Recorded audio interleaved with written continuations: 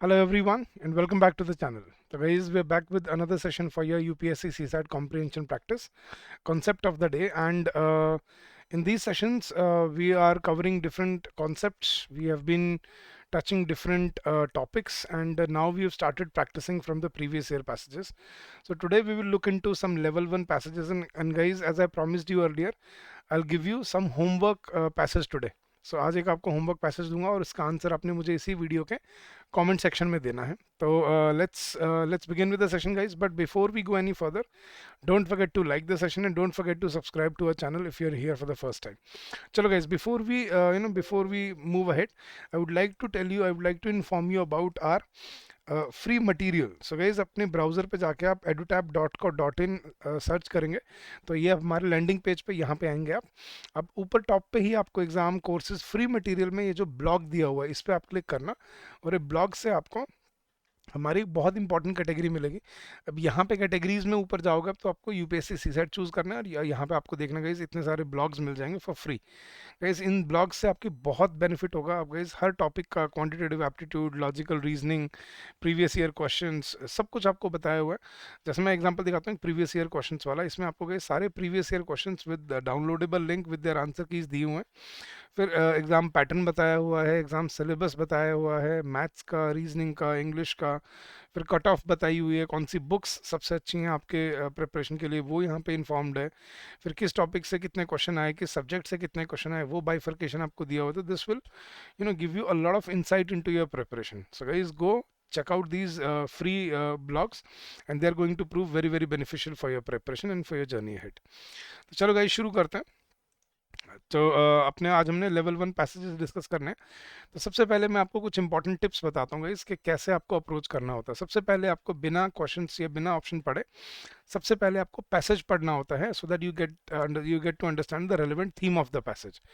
After you've understood the passage, now go through the answers and eliminate the most inaccurate ones. जो आपको मतलब logically या मतलब दिखते ही पता लग रहा है यार ये तो हो ही नहीं सकता, उनको शुरू में एलिमिनेट कर दो.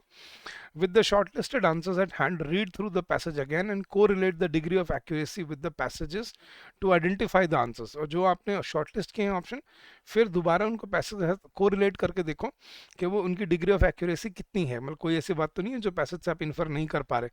Now after doing that, when trying to spot the answers, more importantly shut off your direct opinions and prejudices on the topic if there are any. So you should not add any opinion or any bias into your perspective. You just have to read the passage as it is and understand as it is mentioned. If you are in doubt, guys, if you are confused, extend the given passage with the option you choose from. This way you can figure out which option adapts into the story well.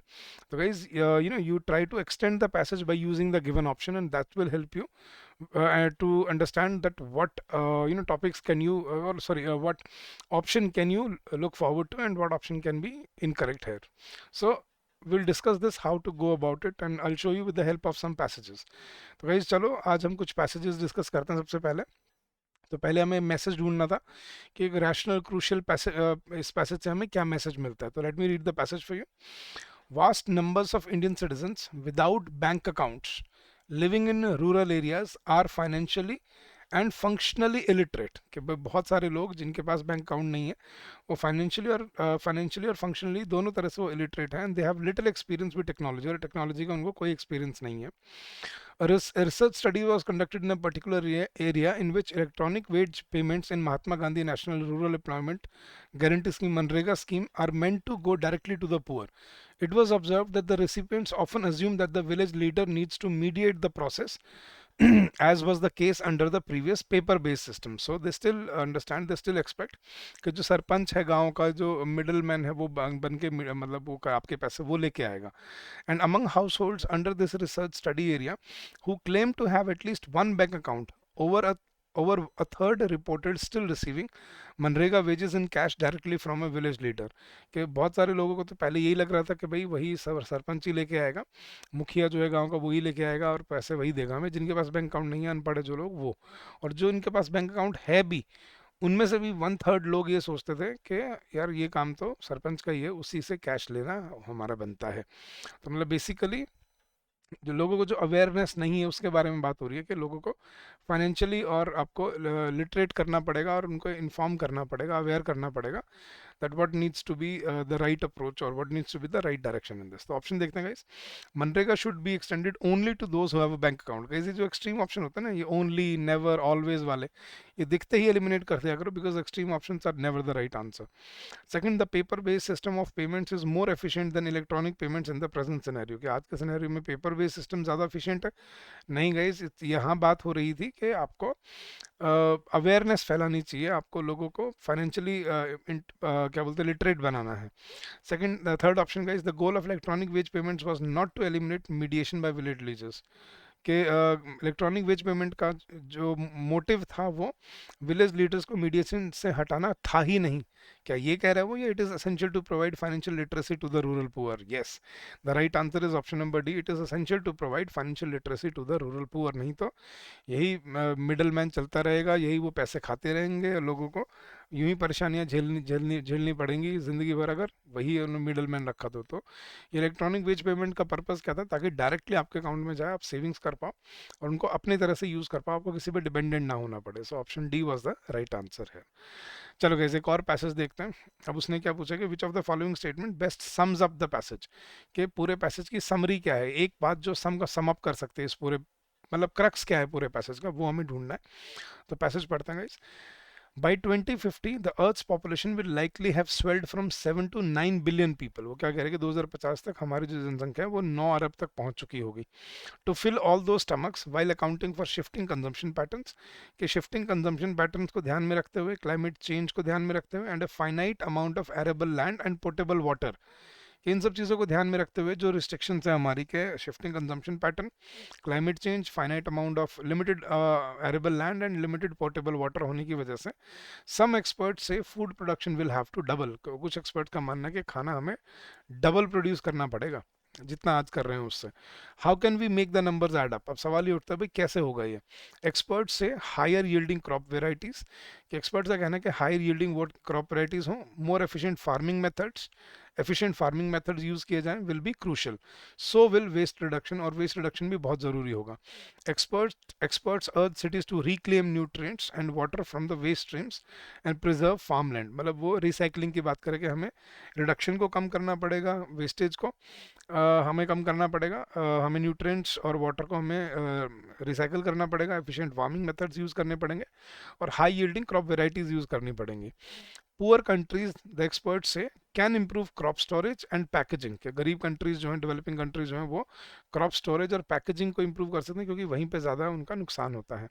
And rich nations could cut back on resource intensive foods like meat, और जो अमीर देश हैं, developed देश हैं, उनको meat based food को avoid करना चाहिए, कम करना चाहिए, ताकि रिसोर्सेज ज़्यादा ना वेस्ट हो। तो समरी क्या है इस पूरे पैसेज की? अब देखते हैं। The population of world is growing very fast. क्या ये कहना चाह रहा है कि जनसंख्या बहुत तेज बढ़ रही है? नहीं। Food security is a perennial problem only in developing countries. सिर्फ डेवलपिंग कंट्रीज में इशू हो रही है? एक्सट्रीम ऑप्शन भी है? नहीं गाइस, ये तो डेवलप कंट्रीज में रिच नेशंस की भी बात की है उसने, तो ये भी गलत है। The world does not have enough resources to meet the impending food scarcity, कि अभी दुनिया में इतने रिसोर्सेज नहीं है कि हम फूड स्कैरसिटी को फाइट कर पाएं। या food security is increasingly a collective challenge. Yes, कि भाई वो बढ़ते बढ़ते वो एक कलेक्टिव चैलेंज बनता जा रहा है हम सभी के लिए, कि हम सभी को जो फूड सिक्योरिटी पे ध्यान देना है वो अमीर गरीब दोनों देशों को अच्छे से ध्यान देना है, ताकि उसको वो मतलब कंट्रोल कर पाएँ, वेस्टेज को अच्छी वेराइटीज़ यूज़ कर पाएँ, रिसाइकिल कर पाएँ और रिसोर्स इंटेंसिव फूड को भी कम कर पाएँ। तो it's a collective challenge for the whole world basically. So that is the message conveyed by the by the passage, that food security is increasingly a collective challenge for the world basically. That's what the the passage conveys. तो guys इस तरह से अपने irrelevant options को eliminate करके और जो आपके पास बचते हैं उनको एक्सटेंड करके देखा करो कि क्या बात वो बोल रहा है और उसमें इस कंटेक्स्ट में ये बात ठीक बैठती है या नहीं। तो that will tell you if it is the right answer और नॉट। और चलो गाइज, आज ये है आपका होमवर्क पैसेज। अब इसका होमवर्क हम करेंगे और फिर मैं आपको अपना आंसर इस वीडियो के कमेंट सेक्शन में बताना है, और नेक्स्ट सेशन में मैं इसका आपको सॉल्यूशन बताऊंगा, ठीक है। तो मैं पैसेज पढ़ देता हूँ आपके लिए, लेकिन आंसर आपको मुझे ABCD अपने ऑप्शन इस वीडियो के कमेंट सेक्शन में बताना है। तो पैसेज कुछ इस तरह से है गाइज। पहले हमें ये पता है कि हमें अजम्पशन ढूंढना है एक पैसेज में, तो पढ़ते हैं passage. All humans digest mother's milk as infants, कि भाई सभी लोग, सभी इंसान जब छोटे होते हैं तो अपनी माँ का दूध पचाते हैं। All humans digest mother's milk as infants, but until cattle began being domesticated 10,000 years ago, children once weaned no longer needed to digest milk। है भाई, लेकिन ये तो अभी की बात है कि भाई हर इंसान को दूध पचाने की जरूरत पड़ती है, लेकिन जब तक हमने मवेशी जानवर पालना शुरू नहीं किया था, काउस, गोट्स, बफलोज, इनको जब तक इनका डोमेस्टिकेशन शुरू नहीं होता, लगभग 10,000 साल पहले तक बच्चों को, जिनको एक बार माँ दूध पिला देती थी, एक बार वो बड़े हो जाते थे, फिर उनको दूध की ज़रूरत नहीं पड़ती थी। The children once weaned no longer needed to digest milk.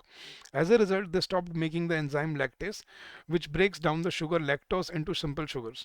After humans began herding cattle, it became tremendously advantageous to digest milk, and lactose tolerance evolved independently among cattle herders in Europe, the Middle East, and Africa. Group not dependent on cattle, such as the Chinese and Thai, still remain lactose intolerant. तो उसने कितनी सही बात है, historic बात बताइए, scientific बात बताइए गाइस। तो क्या assumption है गाइस, ऑप्शन मैं बताता हूँ आपको, और आपको आंसर मुझे वीडियो के कमेंट सेक्शन में बताना है। About 10,000 years ago, the domestication of animals took place in some parts of the world. Second option है, a permanent change in the food habits of a community can bring about a genetic change in its members. Third है, lactose tolerant people only are capable of getting simple sugars in their bodies. And fourth, people who are not lactose tolerant cannot digest any dairy product। तो आपको क्या लगता है guys, यहाँ पे सही answer क्या है, मुझे वीडियो के कमेंट सेक्शन में बताना है। लेट्स सी कि कितने आप में से कितने स्टूडेंट्स हैं जो इसका सही आंसर कर पाते हैं। ये सारे पैसेजेस प्रीवियस ईयर क्वेश्चन से उठाए गए हैं guys, and I am sure they will help you in your preparation and in your journey ahead. तो गाइस, अगर आप हमसे हमारे कोर्स में जुड़ना चाहते हैं, ये सारी कॉन्सेप्ट क्लासेस अगर आपको डे 1 पे चाहिए रिकॉर्डेड, और अपनी अपनी स्पीड से प्रिपेयर करना चाहते हैं UPSC CSAT को, तो we have the best thing available for you in this comprehensive crash course. We are providing you all the concept classes along with concept notes on day 1, then test series where you are getting sectional test as well as full length tests for your preparation and for your simulation of the exam. You get that. Weekly live doubt sessions are there, and then we will conduct live revision classes before the exam to help you in your journey ahead, one-on-one with your faculty members. So the link for this course has been given in the description of the video. Go check out the link, and you can see the deliverables, and there's a special discount going on which you can avail yourself of. So don't miss out on this opportunity guys. And if you want the PDFs of these and many more such sessions, you can join our Telegram channel, the link for which has also been given in the description of the video. So you can scroll down and join our Telegram channel, and you can get all these PDFs for free. So that was it for this session today guys. Please do share your feedback with us guys. Your feedback is an important input for us. We improve through your feedback, so do share your feedbacks with us. The email ID is given on the screen, hello@edutab.co.in. So that's our email ID for your correspondence with us. And guys, if you wish to get in touch with us, you can always call us on this number during the office hours, that is 8146207241, and otherwise you can drop us an email on the email ID that I just gave you. So guys, that was it for this session. I hope this will help you in your journey ahead. This will give you a little confidence. So we will keep on coming up with more such sessions every week, and I hope these sessions will help you in your preparation ahead. So guys, I wish you all the success in your endeavors ahead. Keep on working hard, keep on giving your best, and I'm sure you will do very well in the long run. So guys, having said that, I'll take your leave. Stay safe, stay healthy, and happy learning to all of you guys. Bye bye, take care, have a good day.